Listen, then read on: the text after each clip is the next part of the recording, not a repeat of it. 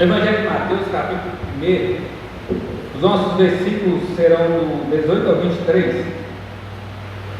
Estamos dando sequência a uma série de mensagens desse Evangelho. Estamos expondo toda a literatura que Mateus nos deixou. Eu não estava fazendo isso sistematicamente, mas a frequência é essa. Toda regra também tem a sua exceção. Na medida que Deus deslocar-me ao conteúdo desse Evangelho também, eu creio que Ele vai continuar falando ao seu coração.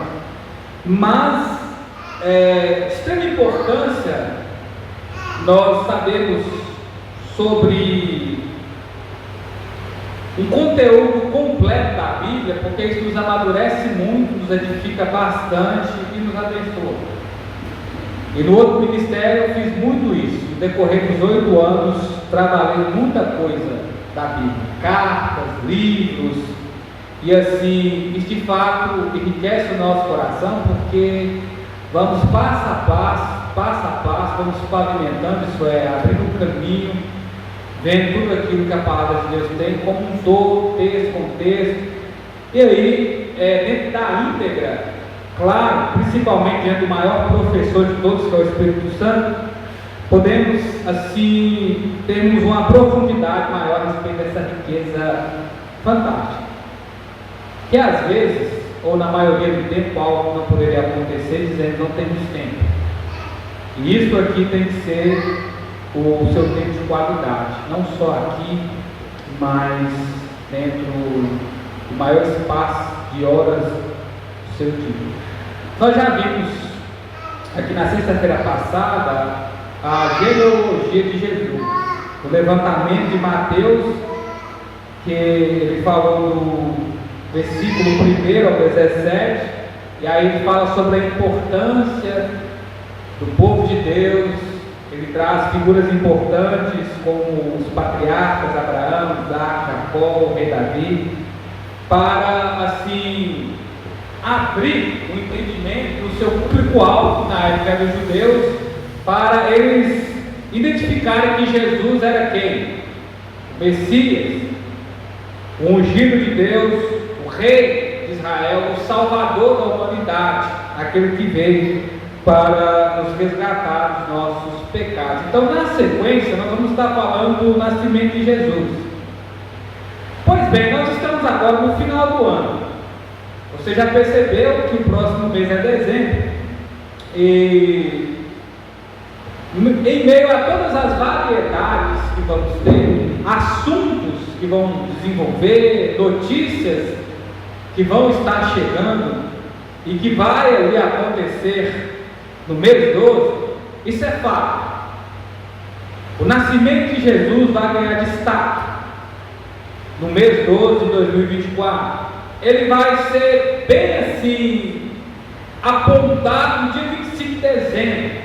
A Bíblia não fala que Jesus nasceu nesse dia, então tem todo um contexto histórico e tal, mas a questão é: Jesus nasceu. E Mateus relata isso dentro da cosmovisão do seu sinótico. O que é isso? São evangelhos paralelos, que condiz dentro da mesma proporção que é o de Lucas e também o de Marcos.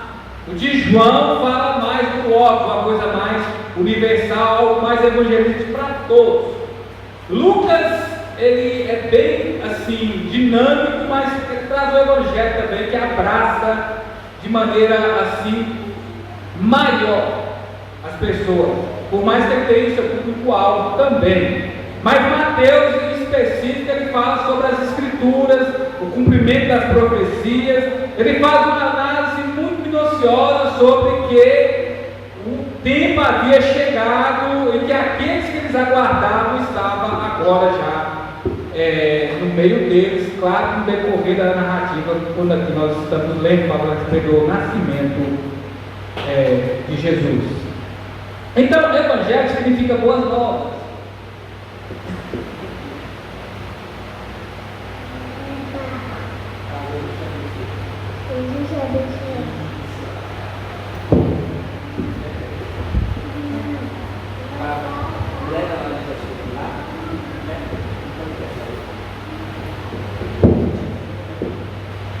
Pois bem, vamos lá.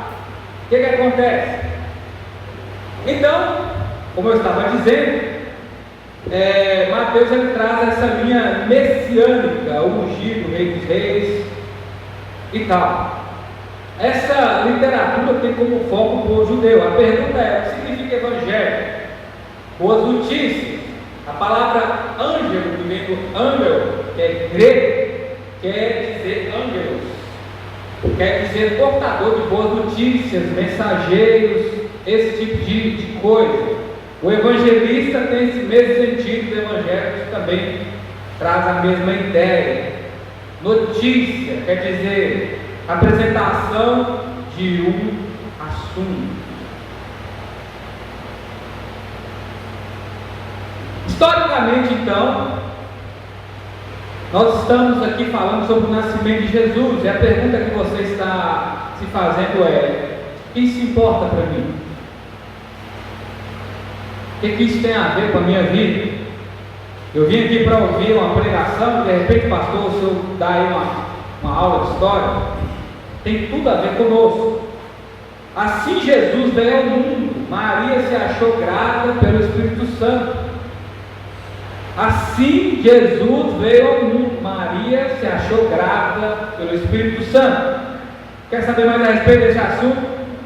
Agora vamos ler na íntegra os versículos 18 e 19.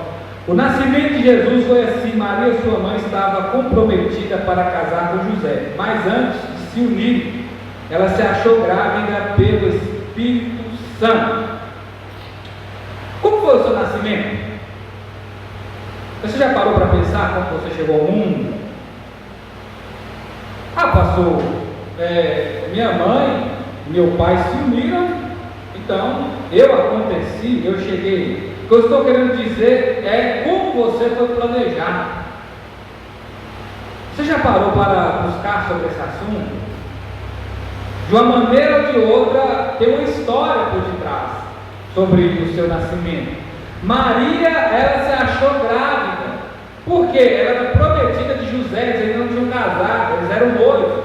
Então, o que acontece? O texto utiliza essa linguagem dizendo: então, um dia José, o carpinteiro, chegou e viu a sua noiva grávida. E é claro que isso gerou uma sensação estranha. Maria estava noiva de José, da tribo de Davi, assim como também ela era. Ela era sim uma virgem. E ela era prometida de José. E ela apareceu grávida. Qual seria o pensamento natural diante disso? Qual seria a primeira coisa que passaria na sua ou na minha cabeça? Uau, eu fui traído. Eu fui traído. Não é isso? Essa seria a reação natural. Foi o que aconteceu dentro da gestação de Jesus. Mas ele é um fruto do Espírito Santo. Ele é um fruto da obra do Espírito de Deus. E assim começa essa história.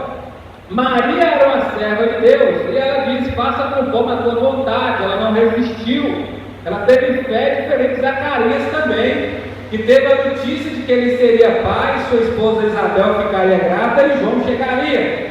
Dentro desse meio tempo, Deus está trabalhando. Logo após 400 anos de silêncio, Ele está falando, comunicando, e as profecias novamente estão acontecendo em tempo hábil. Então, assim, isso é poderoso. Essa é uma explicação diante desses eventos que está acontecendo. Nós estamos agora falando da luz do mundo que está chegando em meio ao mar de trevas. Nós estamos falando do Verbo vivo que está se encarnando, o eterno Logos, que está vindo habitar entre homens, pessoas. Por mais que o anúncio para aquelas pessoas de paz, esse negócio todo que depois vai continuar progredindo, mas Jesus está vindo para um ambiente de pecadores. o oposto disso, pense o seguinte: há mulheres que traem, adulteram, e aí, o que acontece? Relacionamentos se rompem, ou como vice-versa. Não é? Há homens que são promíscuos e de repente não cumprem com os seus afazeres. É para esse poço de imundícia que se chama terra que Jesus está vindo. Ele está vindo para mudar radicalmente a vida das pessoas, mudar a humanidade, nos tirar dessas trevas que nos sucumbem. Então, assim, quando nós obedecemos a Deus, é esse tipo de situação que enfrentamos. Nem sempre as coisas acontecem da forma que imaginamos. Nem sempre vai ser tudo como um mar de rosas. Quer dizer que, José, ele teve uma sensação estranha diante desse evento que está acontecendo com Maria. Assim, Jesus veio ao mundo, gerado pelo Espírito Santo. Versículos 20 ao 21.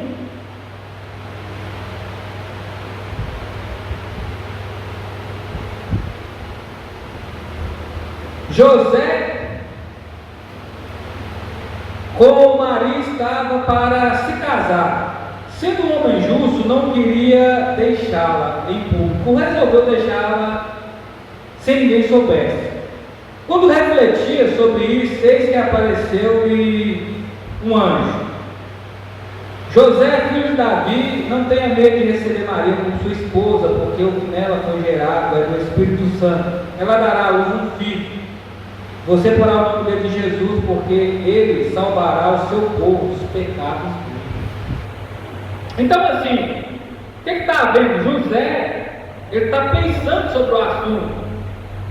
E a questão, no período da lei, dentro desse contexto bíblico, era o quê? Uma mulher pega em adultério seria apedrejada.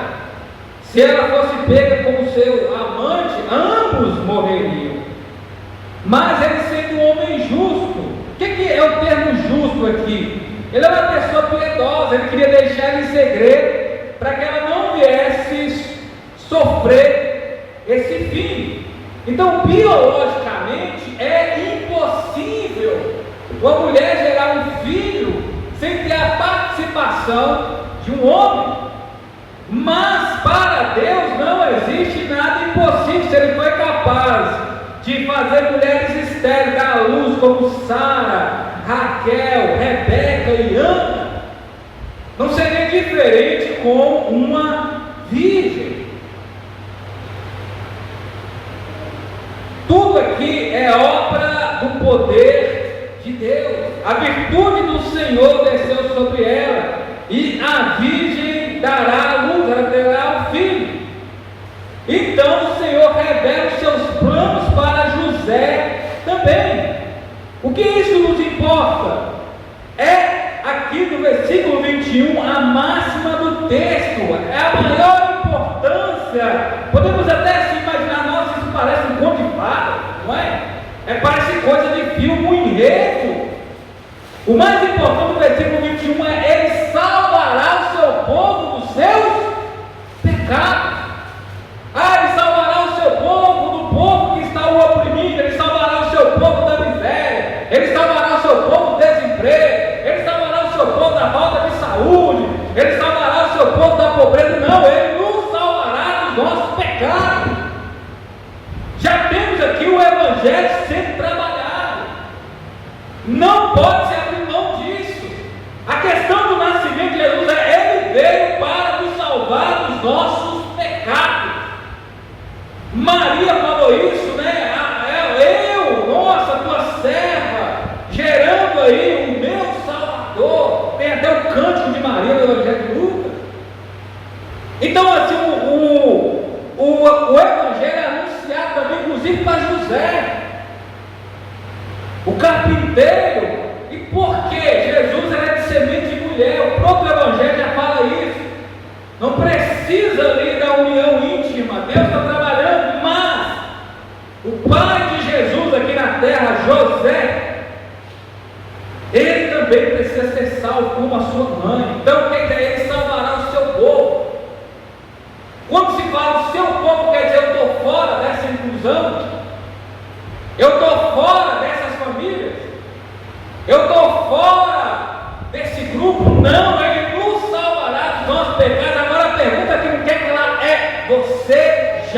é salvo? Você já confessou os seus pecados? Você tem certeza que Jesus é seu único suficiente Salvador? Uma das características é isso aqui, obediência. Maria obedece, José da mesma forma, ele não abandona Maria. E nesse mar de lama, como eu falei, a questão de pecado, né? Em termos de traições, como eu dei aqui um exemplo, às vezes uma mulher trai o seu cônjuge, uma criança dentro de um adultério, assim como homens também que não são comprometidos com a sua família, eles são injustos, impiedosos, eles abandonam a sua casa. E o que aconteceu? José aqui tem um grande exemplo, mas Jesus ele veio para restaurar isso, porque esses exemplos aqui, que não é nada mais do que obrigação, está nos dizendo que Jesus, ele é a única maneira de sermos salvos, de sermos livres da condenação, de sermos libertados daquilo que nos condena. Ele é o envio, pagamento que Deus nos deu. Temos que refletir sobre a nossa situação atual. José recebeu a mensagem, lembra o que eu falei que significa o nome de um anjo? Nós estamos recebendo as boas notícias também, e elas nos confrontam. O Evangelho fala da nossa condição, e ele nos dá a única forma de sermos salvos, que é através de Jesus, e termos uma vida bem-aventurada, uma vida feliz, uma vida abençoada.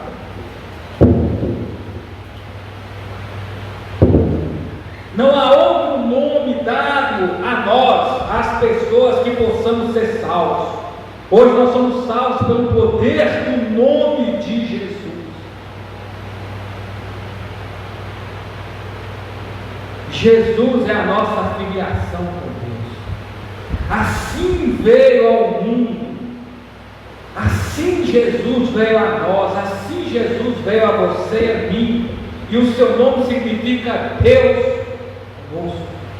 Seu nome significa Deus com você. O nome dele significa Deus contigo. Versículos 22 e 23. Ora, tudo isso aconteceu para que foi dito pelo Senhor por meio do profeta: eis que a virgem concederá, dará a luz a um filho, ele será chamado pelo nome de Emanuel.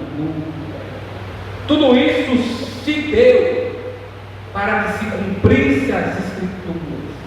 Todos nós sabemos que a maioria dessas profecias, elas estão condensadas hoje no livro do profeta messiânico chamado Isaías, que já havia previsto esse momento que está acontecendo. Essa virgem tal se chamava Maria, prometida de José. Ela agora dará à luz àquele que será chamado Filho do Altíssimo e também Filho do Carpinteiro.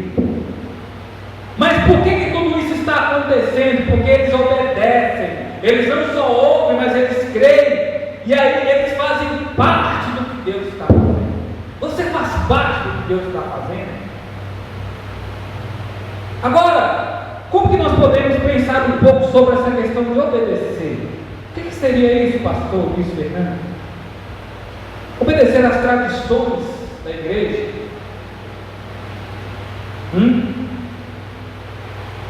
Usos e costumes, métodos religiosos, práticas judaicas ou cristãs, judaica cristã, hoje está tão entrelaçado assim com a forma de conhecimento da palavra. Agora, dentro da nossa cultura cristã que progrediu do judaísmo, nada disso faz sentido se abandonarmos o princípio ou os princípios fundamentais da palavra de Deus, que seria, vamos analisar esses personagens aqui. Quem tem o poder de salvar? O que você entendeu dessa palavra? Por mais que o nome de Jesus era comum na época, que significa Josué ou Osé, significa Deus salva, Jeová o Salvador, Yahweh o Salvador, mas Jesus é específico. Ele é a presença de Deus manifesta conosco. Então o que está havendo? O nome José significa Yahweh, salva. O nome de Maria significa Salvador. A palavra de Deus está dizendo isso aqui. É isso que está escrito. Ou José pode socorrer, ou Maria pode ajudar. Não, a palavra nos fala que o nome de Jesus significa Deus conosco, Príncipe da paz, Conselheiro, que dá no mesmo termo de interceder, Conselheiro. Mas Maria, o texto diz que ela foi cheia de graça. A palavra do Senhor vai nos falar em Atos também que Estevão foi. A mesma colocação no grego, cheio de graça. E além de tudo, a palavra diz que a sua face brilhava como um anjo, como de um anjo, como um desses mensageiros aqui, que anunciou a Maria sobre o que aconteceria com ela, sobre a visão que José teve em sonho. Ele também foi cheio, servindo a Deus, cumprindo com o seu ministério, como José está fazendo, como Maria está fazendo. Por quê? Ele é Deus forte, Pai da eternidade. Não é José que é Pai da eternidade, mas sim Jesus conosco, nosso Salvador. Quem tem que nos convencer isso é o Espírito Santo.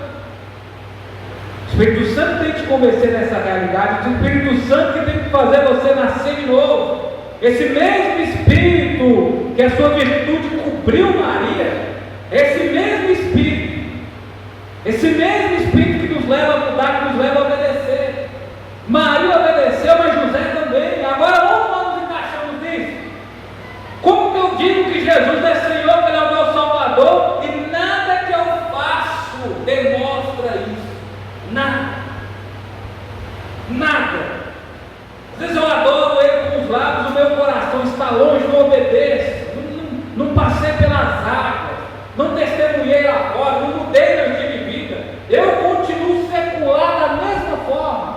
Isso aqui parece que é um cala-consciência, uma calma coração, mas não tem mudança de moralidade. Só Jesus pode se salvar, só Jesus pode consolar, só Jesus pode socorrer. Amém? Só Jesus pode salvar. Jesus é o nosso Deus, Ele está o tempo todo com você. Está o tempo todo com você. Ele quer fazer parte da sua vida completa. E eu te digo uma coisa aqui nessa noite: seu pai, sua mãe, seus irmãos, seus amigos, outras pessoas que fazem parte do seu ciclo de convivência, eles não poderão salvar a sua alma. Por mais que você os ama, por mais que eu os ame, eles não podem salvar a minha alma da ira de Deus, da ira vindoura, daquilo que é justo, da reta justiça do Senhor. Mas Jesus pode. E continua a te falar: eles não vão estar o tempo todo com você. A minha família está aqui agora, minha mãe, meus irmãos não estão, eles estão em outras cidades. Quem sabe até que não está aqui, mas eles não podem.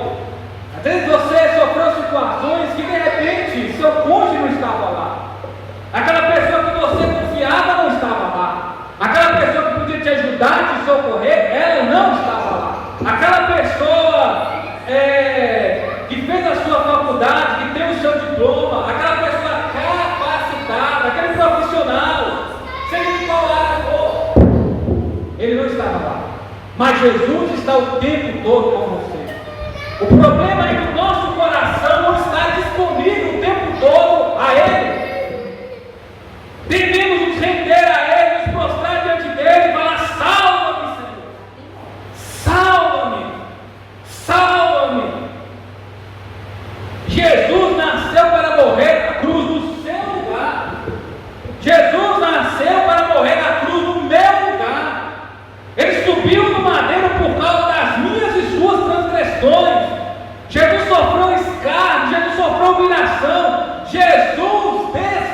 padeceu por causa dos meus e dos seus pecados. Ele é o Salvador do nosso povo. Ele não está no ventre de Maria. Ela descansa com os pais, como o próprio Pedro falou no seu sermão, no livro de Atos, no sermão da colheita, no sermão de Pentecostes. Ele falou: descansa os nossos pais, lá inclusive o rei Davi, da tribo que José e Maria veio, que Jesus é. Eles continuam lá. Como de repente eu e você vamos descansar. Porque também Jesus, ele não está no túmulo, como também no ventre da sua mãe. Ele está no seu trono de graça, onde que eu e você podemos nos aproximar através desse caminho, que não pode ser desfeito através dessa linha inquebrável dentro do véu, rasgar de cima para baixo, o descortinar a janela de Deus no Filho, para que eu e você podemos encontrar o quê? Misericórdia. Porque quando nós sabemos da nossa condição, quando a palavra toca o nosso coração, quando nós entendemos que Jesus, ele é o único Salvador, nós nos achegamos no trono da sua graça. Ele está lá para nos socorrer, ele está lá para intermediar, para interceder por nós. Não precisamos de mais nenhum terceiro. Para quê? Para que eu e você possamos encontrar misericórdia. E a misericórdia para sermos salvos. Jesus veio ao mundo para nos salvar dos nossos pecados, para ser glória para os judeus e luz aos gentios. Ele é a luz do nosso coração, e se nós o seguirmos, jamais caminharemos nas trevas. Amém? Pai querido, muito obrigado por essa mensagem. Nos deu uma ótima semana. Que a tua palavra possa, ó Deus, ter sido entendida da forma tal como o Senhor quer, mediante o poder do teu Espírito, que ela venha com as suas ações, e que possamos confiar em Ti, te obedecer, ó Pai, e abençoe cada um que conforme a medida da sua necessidade. Nos deu uma semana tranquila, com as doces consolações do teu Espírito e repouso para a nossa vida hoje, para todos os tempos.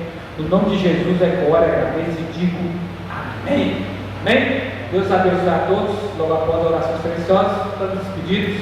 Uma ótima semana.